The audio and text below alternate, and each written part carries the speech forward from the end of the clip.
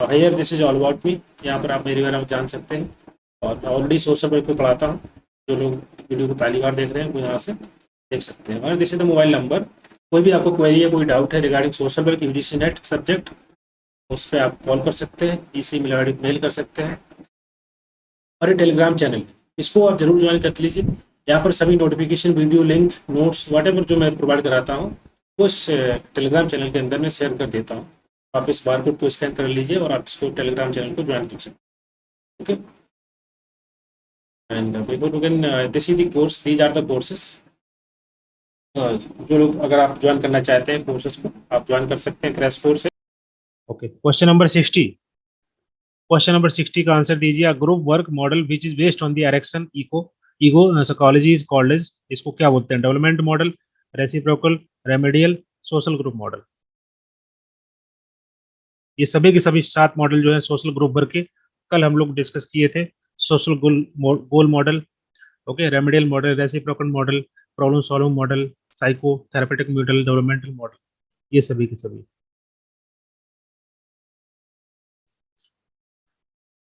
Development model क्यों है, कोई बताएगा इसका मतलब क्या होता है?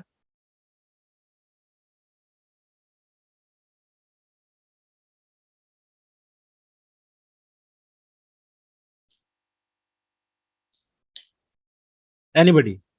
इसको पढ़ने के लिए मैंने बोला था कि आपको पढ़ के आना है। So what is the meaning of development model? ये किस पर आधारित है? ये बेसिकली वेस्टर्न के द्वारा इसको दिया गया था 1955 में। ये तो फैक्ट हो गया। अब बताइए, ये साइकोलॉजी ग्रोथ के ऊपर है। एरिक एरिक्सन के द्वारा एक थ्योरी दी गई थी इको साइकोलॉजी की ना, डेवलपमेंटल थ्योरी। उसमें भी उन्होंने बताया था कि किस प्रकार से किसी पर्सन का बिहेवियर, उसकी पर्सनालिटी डेवलप होती है सोशल डेवलपमेंट थ्योरी में। हर एक स्टेज में, हर एक स्टेज में पर्सन एक काम करता है, ओके, वर्क करता है, परफॉर्म करता है। अगर उसको सही से परफॉर्म कर पाता है उस स्टेज को, तो उसके अंदर वर्च्यू डेवलप होता है। और अगर सही से परफॉर्म नहीं कर पाता है तो उसके अंदर फिक्सेशन होता है। इस प्रकार से कुछ ना कुछ उन्होंने बताया था। हाँ, birth to up grow in all the stages. Okay, तो ये एरेक्शन की जो थ्योरी थी उस पर आधारित है। इन डिफरेंट स्टेजेस किस प्रकार से उसका डेवलपमेंट होता है हर एक स्टेज के अंदर। ओके, उसको बोल सकते हैं। और ये एक बोल सकते हैं, अगर हम बात करें ग्रुप के अंदर, ये तो आपका हो गया इंडिविजुअल्स का, जिसमें हमने एरेक्शन की थ्योरी पढ़ी थी कि किसी पर्सन का कैसे विकास होता है, उसका बिहेवियर का डेवलपमेंट होता है, उसकी कैसे पर्सनालिटी डेवलप होती है। अगर हम ग्रुप की बात करेंगे तो ग्रुप में एक ग्रुप डायनेमिक्स डेवलप होनी चाहिए। ओके, ग्रुप डायनेमिक्स मतलब ग्रुप के अंदर मान लीजिए 10 लोग हैं, उसी प्रकार का ट्रीटमेंट हो रहा है इनका। तो ग्रुप के अंदर जितनी ज्यादा डायनेमिक्स होगी, जितनी ज्यादा क्लोजनेस होगी, जितने ज्यादा उनके बीच में, राइट, बोल सकते हैं इंटरकनेक्टेड होंगे, आपस में जुड़े होंगे, इंटरडिपेंडेंट होंगे, उतने ज्यादा ग्रुप का डेवलपमेंट होगा। मतलब उनकी जो समस्या है वो सॉल्व होती जाएगी, ओके, धीरे धीरे करके। तो ये आपका ग्रुप का हो गया। ये ग्रुप वर्क मॉडल है, इसलिए मैंने ग्रुप का यहाँ पर एग्जाम्पल लिया। और बाकी एरिक्सन की जो थ्योरी ऑलरेडी आपने पढ़ी है, तो किस प्रकार से किसी पर्सन में का उसका डिफरेंट स्टेज में उसका विकास होता है, डेवलपमेंट होता है, उसकी पर्सनालिटी में, उसके बिहेवियर में। ओके, रेसिप्रोकल मॉडल का मतलब क्या होता है? Anybody? Reciprocal come from the reciprocity, इसका मतलब होता है लेन देन, आदान प्रदान।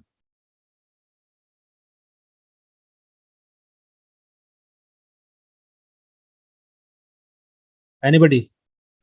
रेसिप्रोकल मॉडल यहाँ पर social worker as a mediator की तरह काम करता है, बोथ साइड, बिल्कुल। यहाँ पर एक पर्सन है, इंडिविजुअल पर्सन है, और एक सोसाइटी है, और हम बोल सकते हैं एनवायरमेंट है। ये बेसिकली आधारित है आपका सिस्टम थ्योरी पर। ओके, सिस्टम थ्योरी क्या बोलती है? Individual person depend on the society and society also depend on the individuals, is the reflection we can say. Okay, उनके बीच में जो है रेसिप्रोसिटी होनी चाहिए, सोसाइटी। ओके, रेसिप्रोकल मॉडल यहाँ पर social worker as a mediator की तरह काम करता है। Okay, and called as mediating model, बिल्कुल करेक्ट है। एंड सिस्टम थ्योरी हम लोग पढ़े थे, और जिसको हम system theory, environmental neighbouring theory बोलते हैं, right? कि आपके आसपास का सराउंडिंग कैसा है, आपके आसपास की सोसाइटी कैसी है, उसी का इम्पैक्ट होता है पर्सन के बिहेवियर पर, उसकी पर्सनालिटी पर, राइट। उसके पर्सनालिटी को, उसके बिहेवियर को बदलने के लिए, चेंज करने के लिए हम लोग सिस्टम थ्योरी पढ़े थे। ओके, हाँ। नेक्स्ट है रेमेडियल मॉडल। रेमेडियल मॉडल का मतलब क्या होता है? प्रोवाइड रेमेडी, बिल्कुल रेमेडी, जैसे काइंड ऑफ ट्रीटमेंट देते हैं किसी पर्सन के बिहेवियर को ठीक करने के लिए, वेरियस काइंड ऑफ ट्रीटमेंट या ग्रुप वर्क के माध्यम से। ओके, जिसके हम बोलते हैं ना क्लिनिकल अप्रोच, जो डॉक्टर अप्रोच अपनाते हैं ना, क्लिनिकल अप्रोच, उसको दिया जाता है, उसको यूज किया जाता है। Okay, provide treatment. Okay, correctional institutions होते हैं वो जो है रेमेडियल अप्रोच का यूज करते हैं, हेल्थ केयर सेंटर्स होते हैं वो रेमेडियल अप्रोच का यूज करते हैं।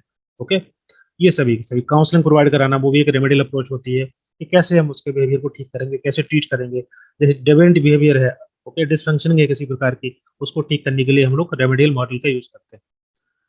सोशल गोल्ड मॉडल का मतलब क्या होता है?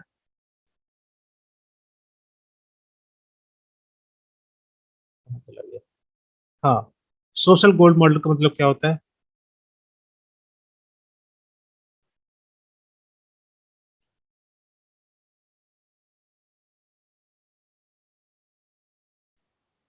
Treatment for the deviant behaviour, Anil Kumar साहब बिल्कुल करेक्ट है। डेविएंट बिहेवियर हो या किसी प्रकार का ओके डिसफंक्शन हो, उस चीज को ठीक करने के लिए ओके, किसी प्रकार के पर्सन कोई सफरिंग कर रहा है किसी वजह से, उसको ठीक करना।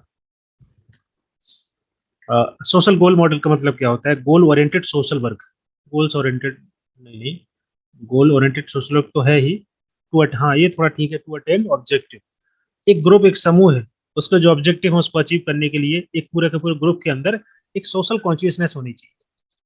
समूह एक छोटा सा समूह है। कुछ कोई बोलना चाहता है कुछ?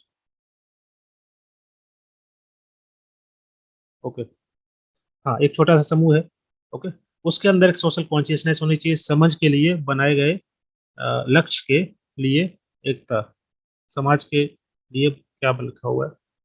हाँ, देखिए, सोसाइटी का कोई इशू है, कोई प्रॉब्लम है, उसको सॉल्व करने के लिए हम एक समूह बनाते हैं ना, और उस समूह का एक गोल होता है, ऑब्जेक्टिव होता है कि कैसे हम उसको अचीव करेंगे एक डेमोक्रेटिक तरीके से। मतलब सबकी अपनी अपनी जिम्मेदारी होगी, रिस्पॉन्सिबिलिटी होगी, सबका पार्टिसिपेशन होगा डिसीजन मेकिंग प्रोसेस में। ओके, उसको हम बोलते हैं सोशल गोल मॉडल। उसमें सभी की अपनी अपनी रिस्पॉन्सिबिलिटी होगी कि कैसे जो इशू है, सोसाइटी का सोशल इशू है, उसको हम कैसे ठीक करें, कैसे हम बदलाव लाएं, कैसे सोशल चेंज लाएं। ओके, वो आपका, जैसे बहुत सारे मूवमेंट चला जाते हैं, वो क्या है? सोशल गोल मॉडल का एग्जाम्पल है। ओके, जैसे कि जो वर्कर के द्वारा कोई मूवमेंट चला जा रहा है, सोशल रिस्पॉन्सिबिलिटी भी होती है, हाँ बिल्कुल होती है। Question number 61, arrange the following in the correct correct sequence. इसको सही क्रम में लगाना है। और इसके अलावा ये जितने भी मॉडल थे, social goal model, social group work के मॉडल, इनके साथ साथ आपको ये भी याद करना है कि ये मॉडल किसके द्वारा दिया गया है। ओके, क्योंकि इसी पेपर के अंदर एक दो क्वेश्चन ऐसे हैं जो कि मॉडल पे आधारित हैं, और आपको अगर पूरा पता है तो दो आंसर आपके करेक्ट हो जाएंगे, दो क्वेश्चन के आंसर। ओके, तो सोशल गोल मॉडल किसके द्वारा दिया गया? पेपल एंड बुथमैन। ओके, रेमेडियल मॉडल किसके द्वारा दिया गया था? विंटर, आरडी, 1957 में। रेसिप्रोकल मॉडल स्वेट्स के द्वारा 1961 में। और डेवलपमेंट मॉडल, हाँ बिल्कुल करेक्ट है, स्वेट, बर्स्टेन के द्वारा 1955 में। ओके, तो आपको ये भी याद, ईयर भी याद कर लेना जिससे, ताकि आपका कोई मिस्टेक ना हो। अगर मान लीजिए एग्जाम में आ गया सही क्रम में लगाने के लिए, तो नोट्स में मैंने दिया हुआ है, ओके, उसमें आप पढ़ लेना। ओके, हाँ, तो ये आपका क्वेश्चन हो गया यहाँ पर। यहाँ तक क्लियर है ना? हाँ, बोस्टन, बर्स्टन के द्वारा इसको दिया गया था, बर्स्टन 1955 में, ये वाला। क्वेश्चन नंबर 61 बहुत ही सिंपल क्वेश्चन है, इसका आंसर दीजिए।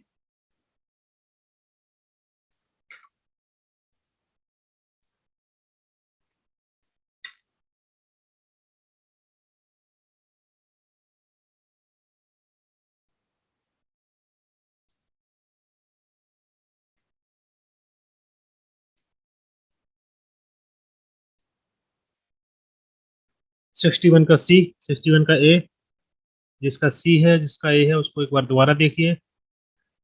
सी,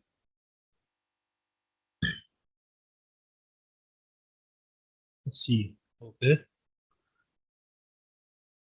अगर आप ऑप्शन, ये जो फर्स्ट ऑप्शन है ए और ई जो है, इन दोनों में डिफरेंशिएट कर लेते हैं कि पहले कौन आएगा बाद में कौन आएगा, तो आपके दो ऑप्शन एलिमिनेट हो जाएंगे। यहाँ पर देख रहे हैं दोनों में ए है और दोनों में ई है। इसका मतलब है कि अगर ई है तो ये दो ऑप्शन आपके खत्म हो जाएंगे। ओके, और यहाँ पर देख सकते हैं दूसरा क्या आएगा, मोटिवेशन पहले आएगा। ओके, सही सीक्वेंस मैसेज कंपोजिशन उसके बाद आएगा, मैसेज आप कंपोज करेंगे। हाँ, मैसेज से पहले मोटिवेशन होना चाहिए ना, तभी तो आप मैसेज कंपोज करेंगे, आप कुछ भेजेंगे, ट्रांसमिट करेंगे। ओके, फिर मैसेज का एनकोडिंग होता है। ओके, फिर उसको ट्रांसफर किया जाता है। ट्रांसफर करने के बाद लास्ट में आपका आता है मैसेज डिकोडिंग और रेसिपिएंट। ठीक है, तो पहले आपका ई आ जाएगा मोटिवेशन, उसके बाद मैसेज कंपोजिशन, उस पर्सन के द्वारा मैसेज को कंपोज किया जाएगा, उसका इनकोडिंग की जाएगी। इनकोडिंग का मतलब होता है कि डेटा डेटा को डिफरेंट तरीके से सेंड कर देना। ओके, सिक्योरिटी पर्पज के लिए बोल सकते हैं, उसके इनकोडिंग बोलते हैं। जैसे मोबाइल में होता है, जब मोबाइल से आप कॉल करते हैं किसी दूसरे पर्सन को, तो आप जो कुछ बोलते हैं वो कन्वर्ट हो जाता है, तो फिर इनकोडिंग हो जाती है उसकी। ट्रांसमिशन, देन आपका रेसिपिएंट आएगा लास्ट में। So D will be right answer. D है ना, कौन सा, ई के बाद आएगा डी, नहीं नहीं सॉरी, ई के सी, हाँ C, E S B C D, C will be right answer. Question number यहाँ तक क्लियर है, इसमें किसी को कोई डाउट क्वेश्चन नंबर 61 में?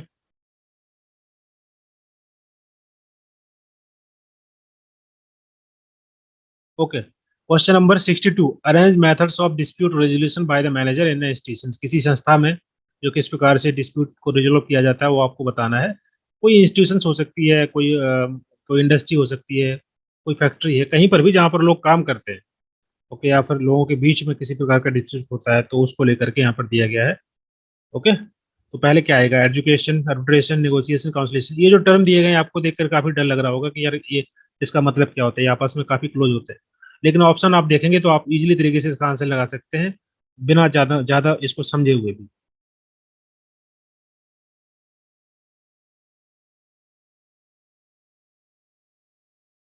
ओके, क्योंकि किसी भी कंफ्लिक्ट का अगर रिजोल्व करना है तो पहला स्टेप होता है नेगोशिएशन।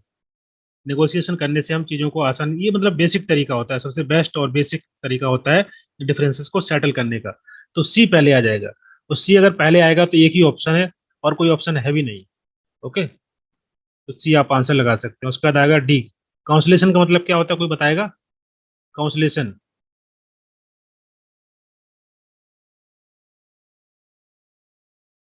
मतलब इसमें थर्ड पार्टी इन्वॉल्व होती है, वो डिस्प्यूट को सॉल्व करने की कोशिश करेगा। समझौता बिल्कुल सही है इसमें, बिल्कुल बिल्कुल समझौता हो जाता है, लेकिन कमिंग टू द कंसेंसस, लेकिन जो है उसकी जो डिसीजन लिया जाएगा वो बाइंडिंग नहीं होता है। पर्सन, दो लोग मान भी सकते हैं उसको और नहीं मान सकते बाद में, राइट।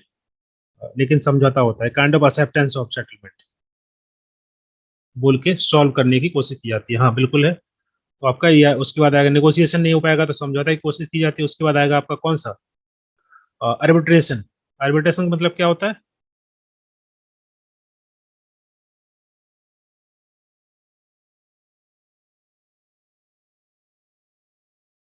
किसी तीसरे आदमी को एज ए आर्बिट्रेटर वो डिसीजन लेगा। Arbitrator means third party involve, बिल्कुल करेक्ट है, दैट इज द एक्सटर्नल, बिल्कुल इसमें।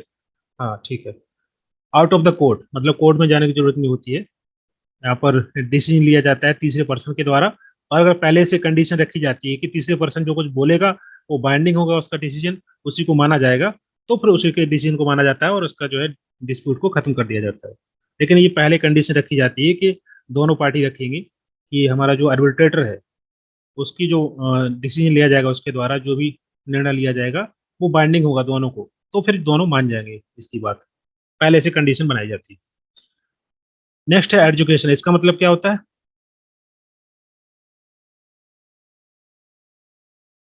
ये लीगल मैकेनिज्म पर आधारित होता है, बिल्कुल ये लीगल मैकेनिज्म पर आधारित होता है।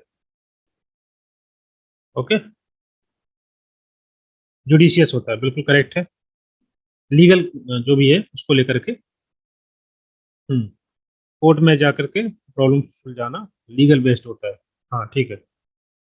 ओके, तो ये आपका प्रोसेस हो गया। सबसे पहले नेगोशिएशन को आदमी खुद कर सकते हैं, आपस में बेसिक चीज होती है, फिर काउंसलेशन कर सकते हैं, और कोर्ट में जाने से पहले एक आर्बिट्रेटर के माध्यम से समस्या को सॉल्व कर सकते हैं, नहीं तो फिर लास्ट में कोर्ट तो ऑप्शन है ही। तो C will be right answer. Question number 63, arrange the following in the chronological order. हाँ बिल्कुल, फाइनल स्टेज। ओके, जब कुछ नहीं होता तो लोग पुलिस के पास जाते हैं, राइट, या कोर्ट में जाते हैं। Arrange the following chronology. Abolition of untouchability, civil rights protection act, ये आर्टिकल यहाँ लिख गया है,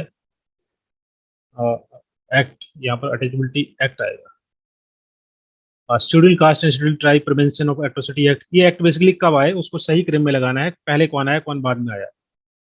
ओके, तो आंसर भी देना है और साथ में आपको ये बताना है कि ये जो एक्ट है सिविल राइट एक्ट का क्या ईयर है, आपको ये बताना है। हाँ बिल्कुल, बताइए आप। ओके, अभी जितने भी आर्टिकल जितने भी एक्ट होते हैं वो लगातार अमेंड होता रहता है, चेंज बदलाव होता रहता है, तो आप एटलीस्ट शुरुआत वाला जो है वो याद कर लीजिए करिए। ओके, क्योंकि हर 5 साल बाद 10 साल बाद चेंज होता है, as per the requirement of society, उसमें बदलाव करना पड़ता है। ओके, ऑप्शन नंबर कौन सा होगा? बी कैसे होगा? अ, कुछ लोगों का आंसर ए भी आ रहा है, कुछ लोगों का अ, जिसका बी है या ए है, आप बताइए कि एवोल्यूशन ऑफ अटैचबिलिटी एक्ट कब आया था, किस ईयर में आया था, और सिविल राइट्स प्रोटेक्शन एक्ट कब आया, और ये schedule caste schedule tribe prevention और एट्रोसिटी एक्ट कब आया। एस सी एक्ट 1989 में आया था, ये करेक्ट है, बिल्कुल सही है। और सिविल राइट्स एक्ट ये कब आया था?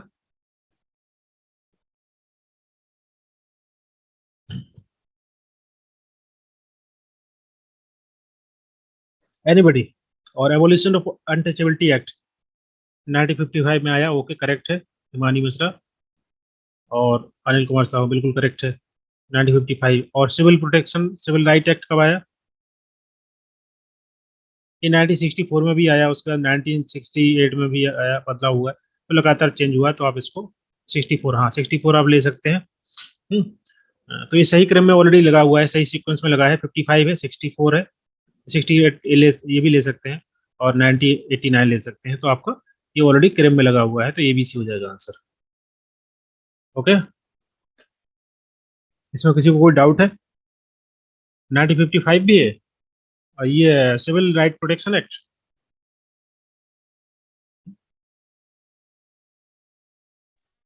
जय श्री नाग। ओके, तो फिर आपको डेट देखना पड़ेगा कि दोनों की डेट कौन आगे कौन पीछे है। ऐसा नहीं होगा, I think civil right protection act 1964 में आया, 1968 में आया, उसके पहले भी आया है, तो देखना होगा एक बार।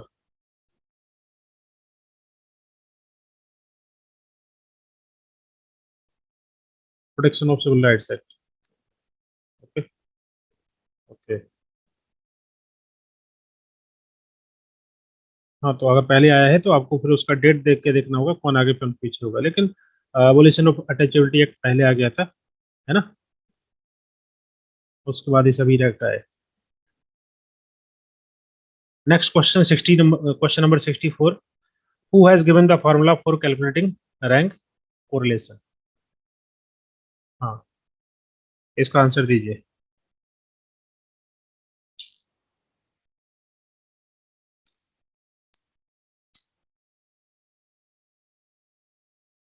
ये तो हम लोग पढ़े ही थे, तो इसको आई थिंक, है ना,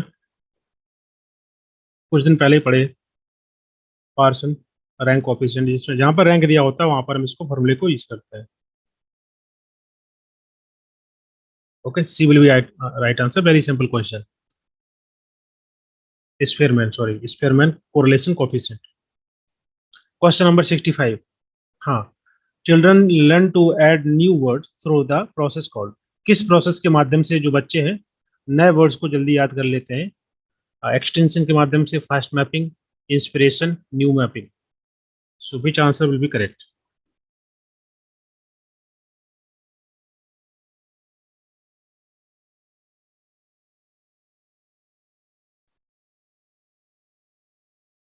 option number D, B,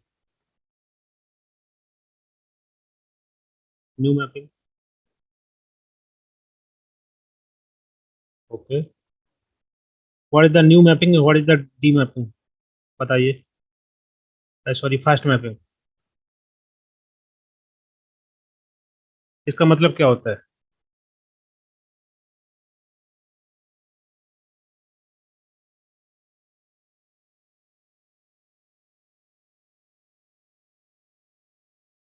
anybody, what is the meaning of new mapping?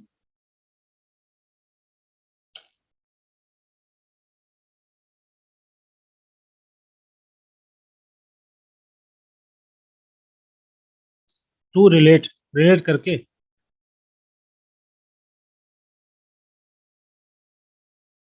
जैसे फॉर एग्जाम्पल, अगर बच्चे को किसी एनिमल के बारे में बताना है तो उसी प्रकार का फेमिलियर जो है दूसरा जानवर को भी साथ में लेकर के दिखाते हैं, मतलब कंट्रास्ट करके चीजों को सिखाने की कोशिश की जाती है, फेमिलियर वर्ड दिखा करके, फेमिलियर पिक्चर दिखा करके सिखाने की कोशिश की जाती है। Okay, learning new new words, new mapping means image so related, ये लोमड़ी है सियार, हाँ इस प्रकार से हिमानी मिश्रा ने सही आंसर दिया है। जहां से कंट्रास्ट कर सकते हैं इस पर एक जैसे, मतलब जैसे कि मान लो एनिमल है तो उसका जो टॉय होता है, जैसे डॉग है या फिर उसी प्रकार से लोमड़ी है, तो उसको दिखा करके पिक्टोरियल तरीके से, पिक्चर के माध्यम से कंट्रास्ट करके फेमिलियर वर्ड को सिखाने की कोशिश की जाती है। ओके, तो आंसर ऑप्शन नंबर आपका डी हो जाएगा, करेक्ट है। मैपिंग, मैपिंग का मतलब सिंपल ही होता है कि चीजों को लर्न कराने का तरीका होता है। हाँ,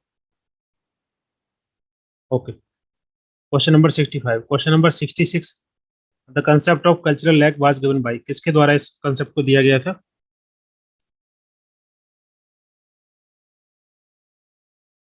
ऑकबॉर्न के द्वारा। कल्चरल लैग का कंसेप्ट क्या है, कोई बताएगा इसका मतलब क्या होता है? What the concept of cultural lag?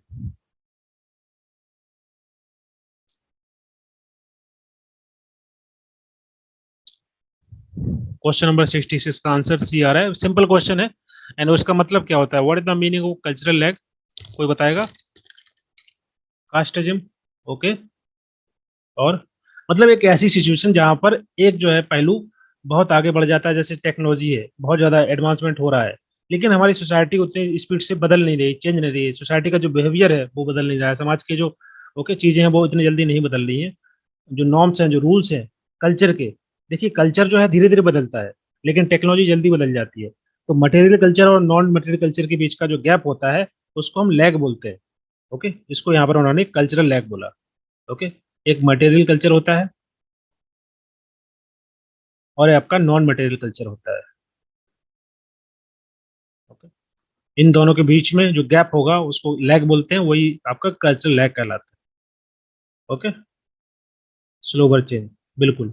जैसे फॉर एग्जांपल कोई कानून बना दिया गया सरकार के द्वारा, तो कानून बनने में ज़्यादा समय नहीं लगता है, लेकिन लोग उसको अडॉप्ट करेंगे, अपने बिहेवियर को बदलेंगे, चेंज करेंगे, उसमें काफ़ी समय लग जाता है, तो जो बीच का गैप कहलाएगा वो आपका कल्चरल लैग बोल सकते हैं। या फिर सिंपल मटेरियल कल्चर और नॉन मटेरियल कल्चर, जैसे कि फॉर एग्जाम्पल कि बहुत ज़्यादा टेक्नोलॉजिकल एडवांसमेंट हो रहा है, बदलाव हो रहा है, चेंज हो रहा है, लेकिन उसके अनुसार सोसाइटी हमारी नहीं बदल रही, चेंज नहीं हो रही है, तो वो स्लोवर चेंज होता है, that is called a simple cultural lag. हाँ बिल्कुल। Question number 67, find the odd one, इनमें से कौन सा जो है वो अलग है, ऑड है? इसमें से तीन एक जैसे होंगे, मतलब एक जैसा कंसेप्ट होगा उसका, और चौथे का थोड़ा सा अलग होगा। ये तो ऐसा क्वेश्चन रीजनिंग में भी आता है।